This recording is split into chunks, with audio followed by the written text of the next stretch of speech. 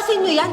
Ayoko makakita ng pulubi sa harap ko, nakakawalang gana kumain. And look oh, ang sarap-sarap ng pagkain nyo, tapos hahayaan nyo lang kainin ng walang kwentang tao. Like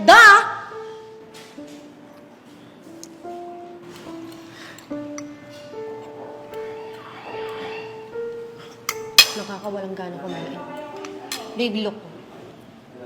May pulubi sa harap natin. Ew! Nakakawalang gana kumain. Babe, hayaan mo na. Kumakain lang naman. No, babe. Bingi ka ba? Ang sabi ko, nakakawalang gana kumain. Tingnan mo nga, ang dungis-dungis. Mukhang sobrang baho pa. Paano ka nakapasok yan dito? Tatawag ako ng pulis. Hayaan mo na. Kumakain lang naman. Matatapos din yan. Ano? Hahantayin ko pang matapos kumain bago ako kumain? Sa ayaw at sa gusto mo, tatawag ako ng pulis. Hello? Police station? May pulubi po dito sa loob ng restaurant. Nanggugulo po. Dito po sa Nils. Yes, pakipuntahan at pakidampot. Yes, pakibilisan na lang. Waiter! Yes po, ma'am. Ano ba naman yan? Bakit naman kayo nagpapapasok ng pulubi dito sa loob ng restaurant nyo? Ma'am, pasensya na po ha. Umorder naman po kasi siya, ma'am. Tsaka, ma'am, customer pa rin po yan. Pues, palabasin nyo yan.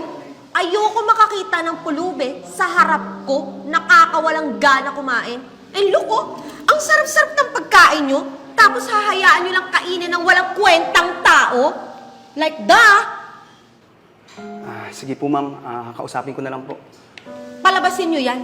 Tumawag na ako ng pulis. Or else, kung gusto nyo, ipabaksak ko rin tong restaurant ko at ipopost ko kayo sa social media. Kuya, pasensya ka na ha. Okay lang ba sa labas ka na lang kumain kasi ayaw ng ibang customer na kumakain ka dito eh.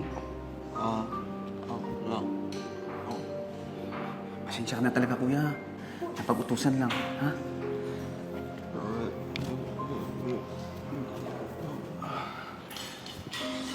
Ma'am, pasensya na talaga kayo, mama.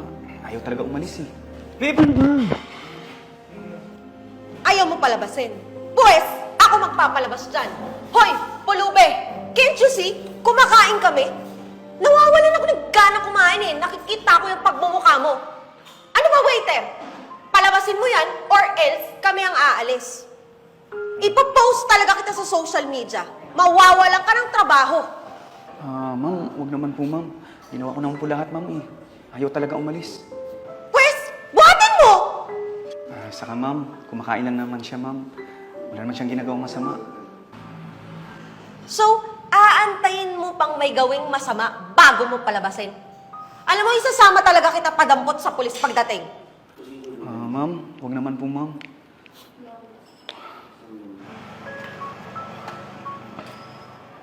Yes, ma'am.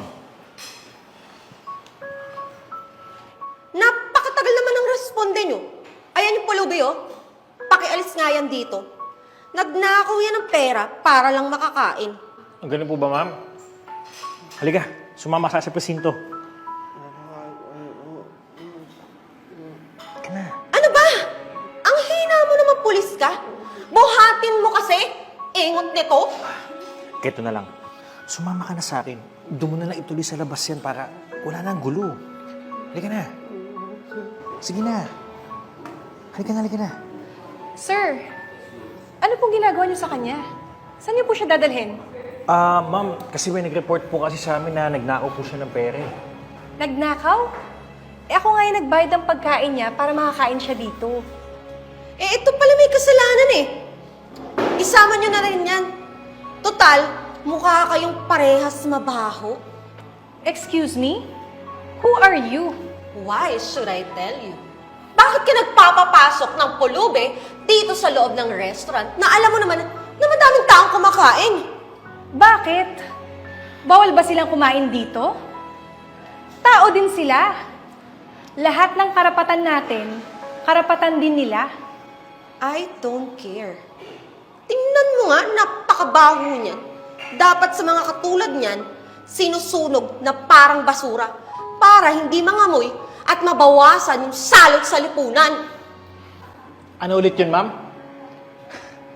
Ibig sabihin, ayaw nyo lang pala sa mga katulad nila, kaya ayaw nyo silang kumain dito? Sabi nyo nagnakaw. Hindi naman pala. Tama nga kayo dyan, sir. Tsaka kumakain na po siya. Wala siyang ginagawang masama. Bakit? Hindi ba mukhang magnanakaw yung itsurang yan? Hoy, ma'am. Mawalang galang lang po, ha? Huwag ka nga pabebe. Hindi ka naman maganda. Mukha ka nga malinis, pero ang dumi-dumi naman ng budhi mo. Bakit? Mamamatay ba kayo pag nakita niyo siyang kumakain? Kayo nga kumakain, hindi niya kayo pinapakialaman. Pwede ba? Kung wala kayong itutulong, manahimik na lang kayo. Ang lakas-lakas mo magreklamo, wala ka namang ambag sa mundo. Sir, siya dapat yung hulihin niyo. Yung mga katulad niya yung salot sa mundo eh. Tama ho kayo, ma'am. Kaya sumama ka sa presinto. Ha? Kaya sa pagsisinungaling mo. Tsaka maling-maling tumawag ka ng polis para lang pagbintangan tong pulubi. Eh, bakit ako, sir? Hindi naman ako yung pulubi. At saka, may tito akong pulis, kaya hindi mo ako pwedeng hulihin. Wala akong pakialam kahit sino pang titong pulis mo. Doon kayo magpaiwag sa presinto. Sumama ka sa akin.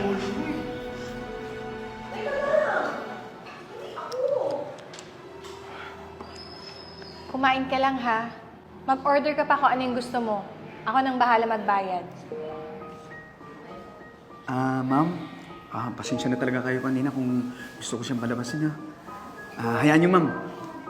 Bibigyan ko na lang kayo ng discount para makabawi ako. Alam mo, you don't have to. Okay lang, naiintindihan kita. Pero salamat pa rin sa'yo ha. Ano man. Sige na, kain ka pa. Sige, ma'am. Una muna akong kusina. Sige. Thank you.